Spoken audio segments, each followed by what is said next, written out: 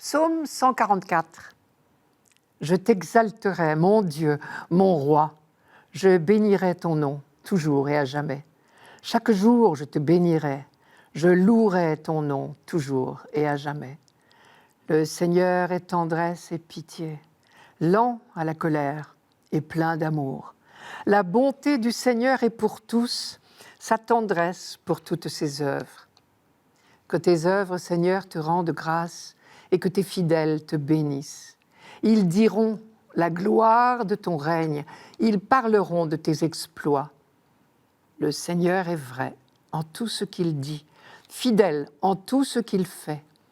Le Seigneur soutient tous ceux qui tombent, il redresse tous les accablés. Voilà un psaume alphabétique. Si nous avions sous les yeux une Bible ou un livre de prière en hébreu, ce serait clairement indiqué. Non seulement ce psaume 144 comporte 22 versets, autant que de lettres dans l'alphabet hébreu, mais surtout chaque verset en hébreu commence réellement par l'une des lettres de l'alphabet hébreu dans l'ordre alphabétique. C'est ce qu'on appelle un acrostiche.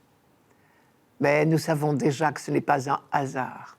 En face d'un psaume alphabétique, nous savons d'avance qu'il s'agit d'une action de grâce pour l'alliance. Manière de dire de toute notre vie, de A à Z, en hébreu de Aleph à Tav, baigne dans l'alliance, dans la tendresse de Dieu. On ne s'étonne pas que ce psaume figure dans la prière juive de chaque matin. Pour le juif croyant, depuis la première aube du monde, Dieu accompagne son peuple, chaque matin, jusqu'à l'aube du jour définitif, celui du monde à venir, celui de la création renouvelée. Et si je vais un peu plus loin dans la spiritualité juive, le Talmud, c'est-à-dire l'enseignement des rabbins des premiers siècles de notre ère, affirme que celui qui récite ce psaume 3 fois par jour, je cite, peut être assuré d'être un fils du monde à venir. Car la prière est un véritable apprentissage, on le sait bien. Répétée inlassablement, pourvu que ce soit du fond du cœur, elle nous convertit insensiblement. Parce que ces mots ont été inspirés par l'Esprit Saint, ils nous font peu à peu entrer dans la pensée de Dieu. On se souvient que le livre du Deutéronome nous disait que Dieu éduque l'homme comme un père éduque son fils. La prière est l'une des méthodes de cette pédagogie. Et si je regarde d'un peu plus près les 8 versets précis qui ont été retenus pour ce dimanche, nous retrouvons la contemplation du livre de la sagesse sur le Dieu d'amour et de pardon, à la fois créateur et libérateur. C'était notre première lecture. Je vous rappelle, Seigneur, tu aimes tout ce qui existe, dans le livre de la sagesse. En écho, le psaume répond « La bonté du Seigneur est pour tous, sa tendresse pour toutes ses œuvres. » Ou encore, le livre de la sagesse insistait sur le pardon de Dieu. « Tu as pitié de tous les hommes, parce que tu peux tout. Tu fermes les yeux sur les péchés des hommes pour qu'ils se convertissent. » Le psaume, lui, reprend la fameuse révélation de Dieu à Moïse. Le Seigneur est tendresse et pitié, lent à la colère et plein d'amour. C'est au chapitre 34 de l'Exode. C'est le meilleur résumé qu'on puisse donner de toute la révélation biblique. Et on entend également dans ces 2 textes, du livre de la sagesse et du psaume 144, la même insistance sur l'universalisme de l'amour et du projet de Dieu. La tendresse et la pitié du Seigneur, dont le peuple élu a eu le premier, la révélation, elles sont pour tous. Et cela, c'est une énorme découverte pour l'humanité. Une découverte que nous devons au peuple élu. Il ne faudrait jamais l'oublier. C'est un thème que nous avons rencontré très souvent dans l'Ancien Testament. Dieu aime toute l'humanité et son projet d'amour, son dessein bienveillant, comme dit Paul, concerne toute l'humanité. Un autre accent de ce psaume insiste sur la royauté de Dieu. Je t'exalterai, mon Dieu, mon roi.